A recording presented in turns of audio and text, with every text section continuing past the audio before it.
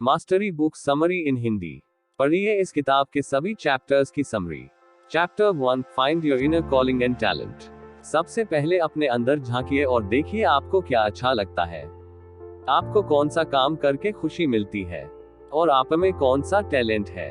आजकल सब लोग दूसरों की देखा देखी काम करते हैं। स्टूडेंट्स अपना गोल भी दूसरों को देखकर बनाते हैं। अगर किसी रिलेटिव का बेटा नॉन मेडिकल सब्जेक्ट पढ़ रहा है तो वे भी वही रख लेंगे। अगर दूसरे नीट और जी की तैयारी कर रहे हैं तो वे भी उसके पीछे भागने लगेंगे। पेरेंट्स के दबाव में भी बच्चे ऐसा करते हैं। वे यह नहीं देखते कि उनका मैथ्स या बायोलॉजी में इंटरेस्ट है भी या नहीं। लिहाजा आगे चलकर उनसे वे एंट्रेंस एग्जाम्स पास ही नहीं होते और फिर वे बोरिंग सी कॉलेज डिग्री में फंस जाते हैं। हो सकता है वे हिंदी पढ़ते तो बहुत अच्छी कविता, कहानी या उपन्यास लिखते, या उनका इंटरेस्ट कुकिंग में हो तो बहुत अच्छे शेफ बनकर लाखों कमाते। तो इस तरह अगर किसी भी चीज का मास्टर बनना है तो वही चीज करें जिसका आप में टैलेंट हो और जिसे करने से आपको खुशी मिलती हो। अगर आप दूसरों की देखा देखी कोई काम करते हैं तो बहुत जल्दी उससे बोर हो जाएंगे और उसे करना ही छोड़ देंगे। इसके विपरीत अगर आप अपनी खुशी का काम करते हैं तो आप उसे सालों साल करते जाएंगे और इस तरह से आप उसमें मास्टरी हासिल कर लोगे। Chapter 2, learning matters more than short term successes. बहुत से लोग जब कोई काम करते हैं तो उसमें तुरंत रिवॉर्ड चाहते हैं। अगर उन्हें जल्दी रिवॉर्ड नहीं मिलता तो वे उस काम को करना ही छोड़ देते हैं। इस तरह वे जिंदगी में सफल नहीं हो पाते। जैसे कोई आदमी अगर ब्लॉग शुरू करता है तो चाहता है कि 3 या 6 महीने में ही उसे पैसिव इनकम मिलने लगे। लेकिन दोस्तों ऐसा नहीं होता है। 1-2 साल तो लर्निंग में ही लग जाते हैं। 6 महीने में तो ब्लॉग रैंक भी नहीं करता।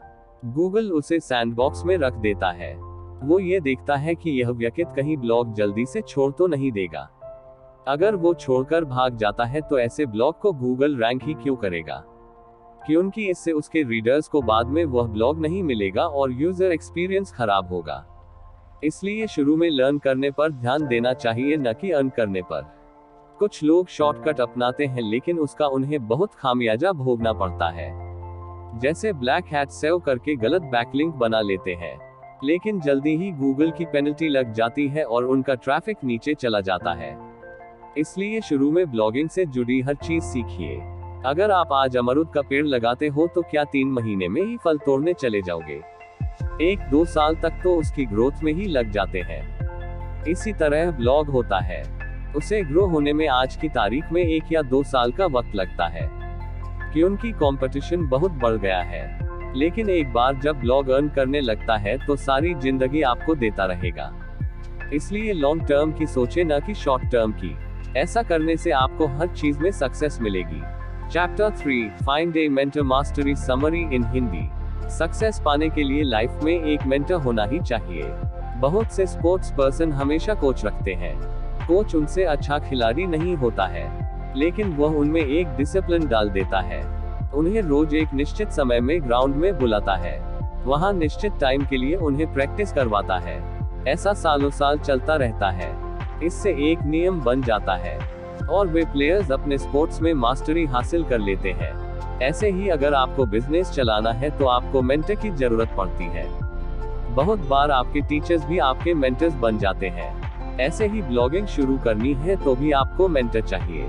बहुत से लोग कोचिंग सर्विसेज देते हैं। आप मेरी हेल्प भी ले सकते हैं। इसके लिए आप कॉन्टैक्ट अस के फॉर्म के जरिए मुझे लिख सकते हैं। मैं गूगल मीट से आपको ऑनलाइन ट्रेनिंग दे सकता हूँ। आप अपनी प्रॉब्लम्स भी डिस्कस कर सकते हैं। आप देख सकते हैं कि मेरी हर ब्लॉग पोस्ट गूगल के पहले पेज पर आपको मिलती है और मैं कोई बैकलिंक भी नहीं बनाता, सिर्फ एक स्ट्रैटेजी बनाकर काम करता हूं और उसी से ये सब हुआ है। मेंटर का महत्व समझने के लिए लेखक ने अलेक्जेंडर द ग्रेट का एग्जाम्पल दिया है। अलेक्जेंडर के मेंटर का नाम एरिस्टोटल था, जो एक महान दार्शनिक थे। उन्होंने अलेक्जेंडर को ऐसी चीजें सिखाई जिनसे अलेक्जेंडर के अंदर छुपा हुआ टैलेंट बाहर आ सका। उसे जियोग्राफी का ज्ञान दिया, युद्ध कला सिखाए, अच्छे शासक की फिलॉसफी बताई और इस तरह अलेक्जेंडर ने बहुत कम उम्र में ही आधी दुनिया जीत ली थी। इसलिए आप भी लाइफ में कोई अच्छा मेंटर ढूंढने की कोशिश कीजिए। Chapter 4, think innovative ways to live life. दोस्तों, कभी आपने सोचा है आप कैसी जिंदगी जी रहे हैं? समाज ने कुछ रूल्स बना दिए हैं और हम आंख बंद करके उनको फॉलो किए जा रहे हैं। जैसे पैदा होने के बाद स्कूल, कॉलेज या यूनिवर्सिटी से पढ़ाई करो, पढ़ाई करके एक जॉब लो, फिर शादी करो और बच्चे पैदा करो, और एक दिन दुनिया को बाय बाय करके चले जाओ। क्या जिंदगी इसी को बोलते हैं? लेखक कहता है कि हमें ऐसे घिसे पिटे रूल्स से नहीं बंधना चाहिए।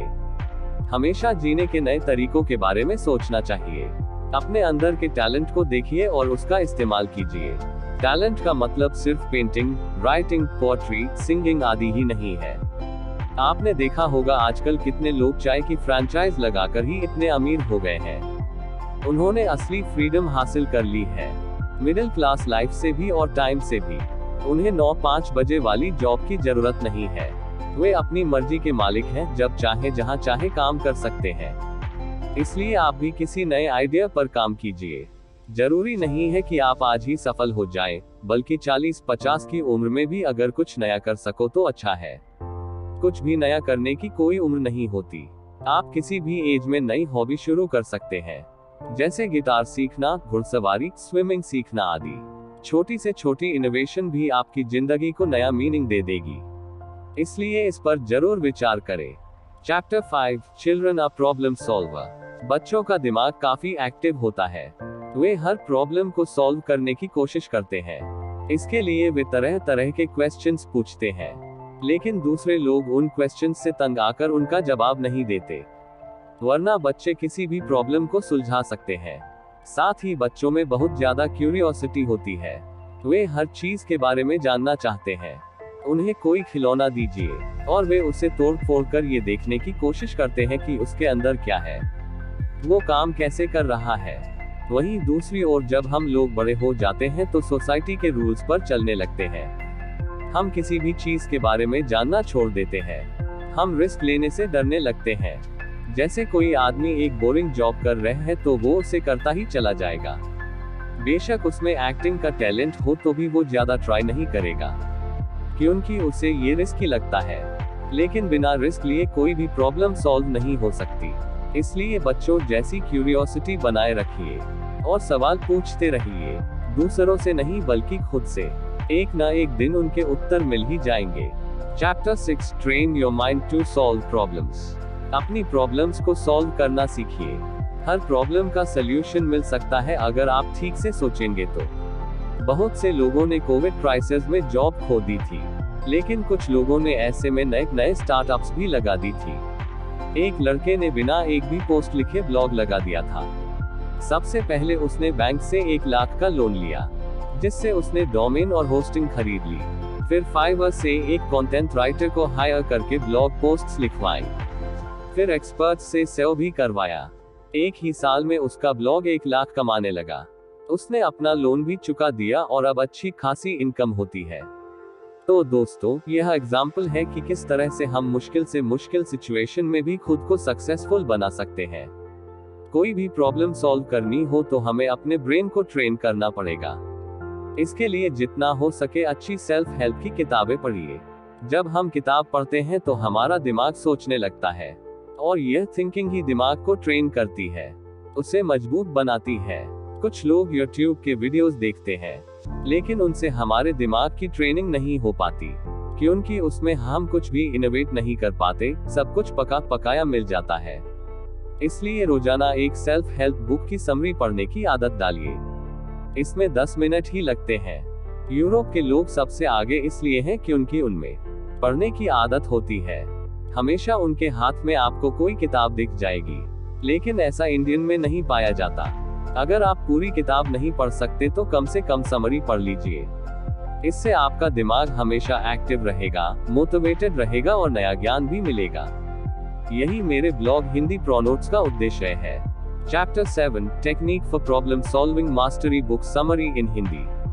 दोस्तों, सबकी जिंदगी में प्रॉब्लम्स आती है, लेकिन कुछ लोग उनका सल्यूशन ढूंढ लेते हैं, दूसरे चिंता और डिप्रेशन में चले जाते हैं। लेखक कहता है कि हमें कभी भी इमोशनल होकर नहीं सोचना चाहिए, बल्कि शांत दिमाग से लॉजिकल तरीके से सोचना चाहिए। ज्यादातर प्रॉब्लम्स हमें इन 3 एरिया से आती है। 1, वर्क प्लेस प्रॉब्लम्स, जैसे आपके कलीग से झगड़ा रहना। 2. रिलेशनशिप प्रॉब्लम्स जैसे रिलेटिव्स के साथ कुछ लड़ाई होना या पार्टनर से न बनना। 3. पर्सनल प्रॉब्लम्स जैसे कोई बीमारी या आर्थिक प्रॉब्लम। यहाँ प्रॉब्लम सॉल्विंग के लिए एक प्रभावी तकनीक दी गई है। 1. सबसे पहले आप प्रॉब्लम को एक कागज पर लिखिए। 2.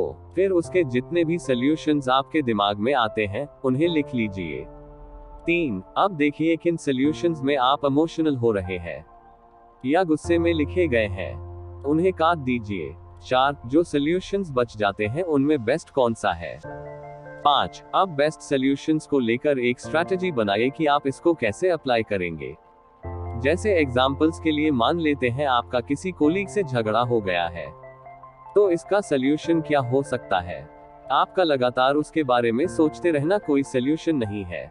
इससे आपका ब्लड प्रेशर ही बढ़ेगा, न ही बदला लेना कोई सॉल्यूशन है। ये एक इमोशनल और गलत डिसीजन होगा। इसके बजाय अगर आपकी गलती है तो आप सॉरी बोल दें। अगर दूसरे की गलती है तो उससे लॉजिकल बात करें, जैसे इससे मुझे काफी हर्ट हुआ, हमें वर्कप्लेस पर लाइफ बितानी है तो क्या इस तरह का माहौल होना चाहिए। बात करने से काफी हद तक दोनों की टेंशन खत्म होगी और अंत में एक कंक्लूजन पर आने की कोशिश करें।